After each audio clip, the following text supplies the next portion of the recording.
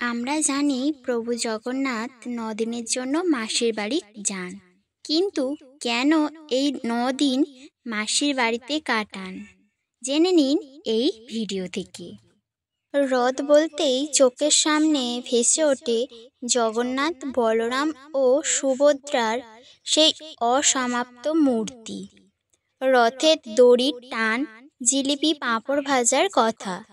তার মধ্যে অসম্ভাবী হিসেবে থাকে কখনো ঝিরিঝিরে, কখনো মুষলধারার বৃষ্টি। আজই রথযাত্রার সমাপ্তি।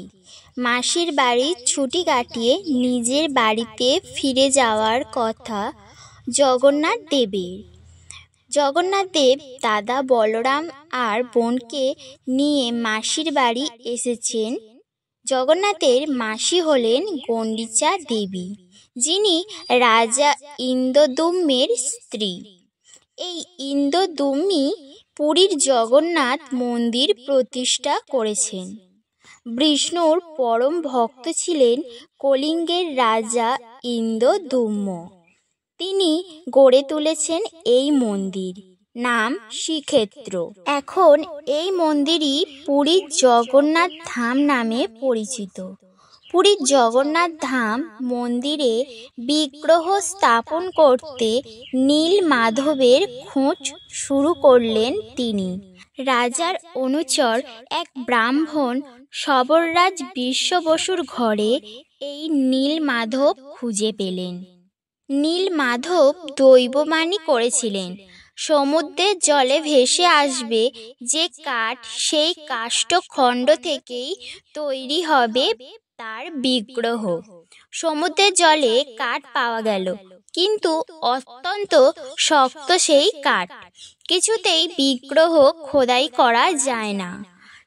শেষ পর্যন্ত শিল্পীর রূপ ধরে স্বয়ং জগন্নাথ এসে দাঁড়ালেন রাজপ্রাসাদের দরজায়। তবে তার একটাই শর্ত, ২১ দিনের আগে কেউ যেন তার কাজ না দেখে।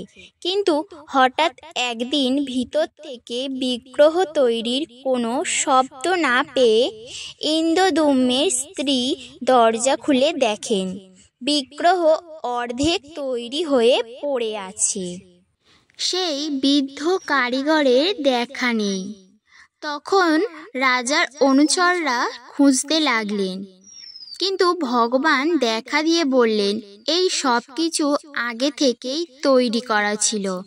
তিনি এই রূপেই প্রতিষ্ঠিত হতে চান এবং ভক্তের পুজো পেতে চান। সেই সময়ই রানী গণ্ডিচা ভগবানকে সন্তান রূপে গ্রহণ করতে চান এবং জগন্নাথকে তার বাড়ি যাওয়ার আবদার করে বসেন।